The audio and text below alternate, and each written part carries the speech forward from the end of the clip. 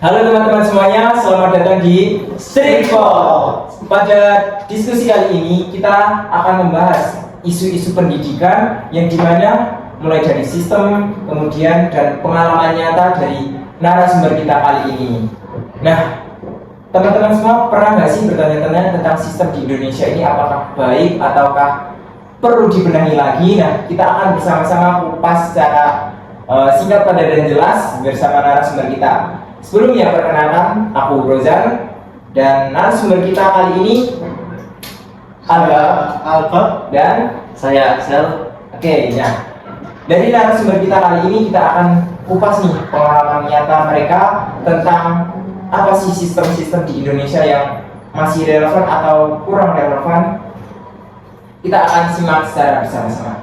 Nah, kira-kira nih kalian selama kuliah atau sekolah dulu pernah nggak sih merasa diajari buat berpikir kritis atau hanya atau takut salah ngomong gitu? Tidak. Ini setiap hari kita harus berpikir kritis sesuai materi yang diajarkan. Kalau dari Akses sendiri? Secara sistematis sih mayoritas masih terjebak pada budaya nurut. Oh, nurut, masih banyak nurutnya ya. Nah, kalau di pengalaman Akses sendiri nih di kelas, kamu takut salah ngomong kah atau takut berpendapat aja kalian berdua? Ya, kalau saya pribadi juga masih kadang suka takut salah ngomong ya. Soalnya dari banyaknya teman-teman di kelas, barangkali nanti jadi konflik gitu. Kalau Akses? Saya sih sama juga, takut salah ngomong. Masih takut salah ngomong? Ya. Oke, nah itu takut salah ngomongnya tuh karena teman kah, dosen kah, atau lingkungan teman-teman kalian sendiri yang kurang mendukung? Kalau saya, sepertinya dari teman dan dosen juga malu aja sih sebenarnya, kurang kepercayaan diri saja. Oh, percaya Ya, diri bisa sendiri. Kalau dari Akses sendiri? Bisa keduanya. Namun akar masalahnya adalah sistem pengajaran yang tidak interaktif, sehingga lingkungan pertemanan pun tidak terbiasa melihat perbedaan pendapat sebagai hal yang positif. Bener sih, kadang sistem di Indonesia ini lebih ini ya, jadi kayak kita mau berpendapat aja sungkan sama teman-teman yang lain gitu. Nanti dicap sok inilah, dicap sok itulah. Nah, kalau menurut kalian nih, kenapa sih banyak mahasiswa atau pelajar yang susah diajak diskusi atau berpikir kritis? Itu mungkin dari kebiasaannya ya, orangnya pendiam gitu, sulit untuk berinteraksi saja. Sulit berinteraksi. Ya, sulit berinteraksi. Kalau dari Axel? Karena kualitas SDM pengajar SDM pengajar itu berpengaruh guys, SDM pengajar berpengaruh, karena kalau gurunya kayak tidak sejahtera, mereka tidak memiliki motivasi atau energi untuk memicu pemikiran kritis siswa. Benar-benar sih, karena terkadang pengemasan dari gurunya itu juga berpengaruh kepada siswanya, daya tangkapnya dan daya interaktifnya, benar-benar. Nah, kalau dari sistem di Indonesia ini, kalian pernah merasa nih nggak sih selama sekolah atau kuliah ini kurikulum sering berganti-ganti, setiap menterinya ganti, kurikulumnya ganti, terus tiba-tiba jadi angkatan percobaan, corona dan lain sebagainya. Terus sekarang ada TKA lagi nih. Nah, menurut dari tanggapan kalian ini bagaimana? Saya sebagai yang sudah pernah menjadi angkatan percobaan itu ya, dari SD kan dirubah, dulu nggak ada, dulu cuma pilihan ganda, sekarang ada uraiannya. Ya. Terus dan SMP itu ada ASPD ya di Jogja, khusus daerah Jogja, Jakarta, yang daerah khusus. Dan untuk SMK kemarin, alhamdulillah langsung sih ketelak PTN juga. Aduh. Terus kira-kira dari pengalamannya Mas Albo ini, apa sih yang jadi problem atau struggle-nya gimana dalam menghadapi kurikulum yang berubah-ubah itu? Kita soalnya cuma ngikutin pemerintah aja nih, jadi kita ya sesuai kewajiban aja belajar, ngikutin aja sesuai pemerintah. Nah, kalau dari Mas Aksan sendiri, kan itu tadi kurikulumnya berubah-ubah nih. Ya. Itu tuh semua kurikulum yang berubah-ubah ini lebih ngejar ke nilai atau cara berpikir dari siswanya tersebut? Itu sih ikut pemerintah itu. pemerintah. Sehingga seringkali justru memicu kebingungan. Pemerintah sendiri bingung juga Ya. kurikulumnya mau dibawa kemana tujuannya.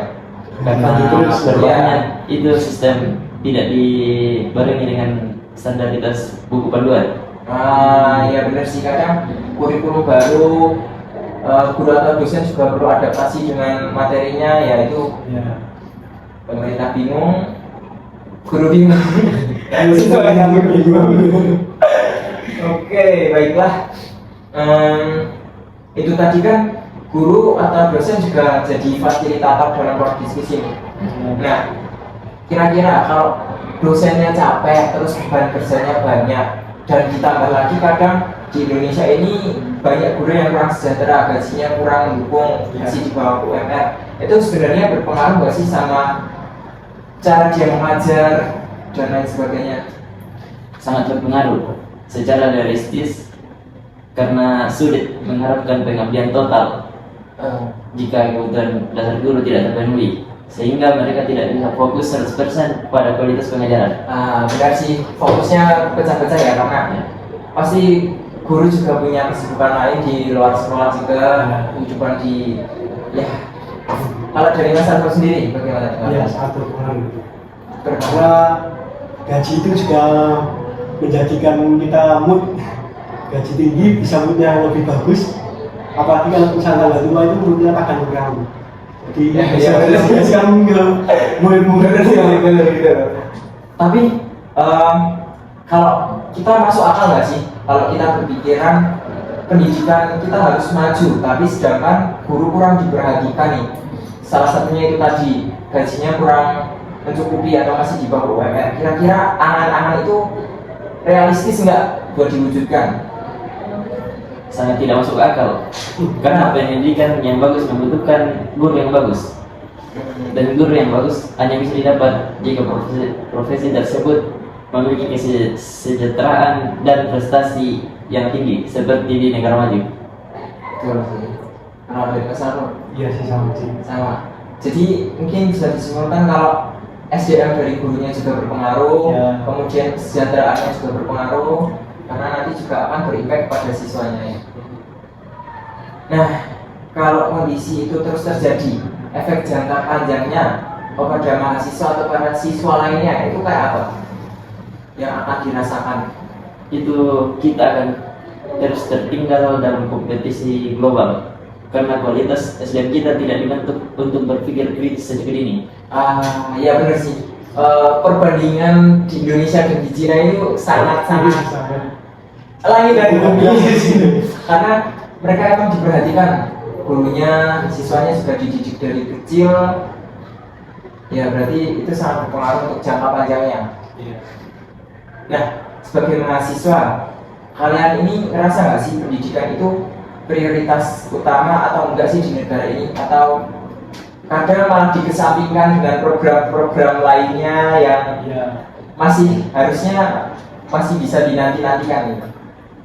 Menurut kalian gimana? Apakah pendidikan ini di Indonesia ini dinomorduakan atau tetap difokuskan? Menurut saya dari pemerintahan ya dinomorduakan. Dinomorduakan. Ya. Kenapa? Kalau ada yang pribadi itu ada yang dinomorduakan, ada yang dinomorduakan juga. Tidak semua orang maksudnya mampu untuk melanjutkan ke kuliah gitu. Jadi kayak orang malah lebih milih makan dulu lah untuk sehari-hari dulu. Untuk kuliah kan kebutuhan premier istilahnya. Nah, kalau dari pemangku pemerintahan nih, mereka tuh menganggap bahwa pendidikan itu sebagai apa ya, yang harus ditingkatkan, atau justru di sektor lain, ekonomi kah, atau mayoritas kemiskinan kah, atau dengan cara program makanan bergizi gratis itu tadi? Itu menurut saya agak kurang ya, karena makanan bergizi itu juga butuh, tapi ya pendidikannya juga lebih butuh, karena Indonesia banyak kekurangannya juga. Nah, berarti lebih relevan dengan biaya pendidikan gratis daripada makanan bergizi gratis. Jadi lebih dinomorduakan ya. Iya. Nah, itu tadi kan pendidikan yang sering dinomorduakan nih. Kenapa sih tidak bisa jadi fokus utama? Terus perubahan apa yang paling pengen kalian rasain biar pendidikan itu nomor satukan itu sebagai mahasiswa? Perubahan apa yang ingin kalian rasakan? Kalau saya sih pendidikan prioritas utama negara. Dalam program apa? Contohnya mungkin kuliah gratis, Ya, gue gratis. ya, fasilitas kuliah Ya, gratis, jelas. Sama gaji pengajar lah.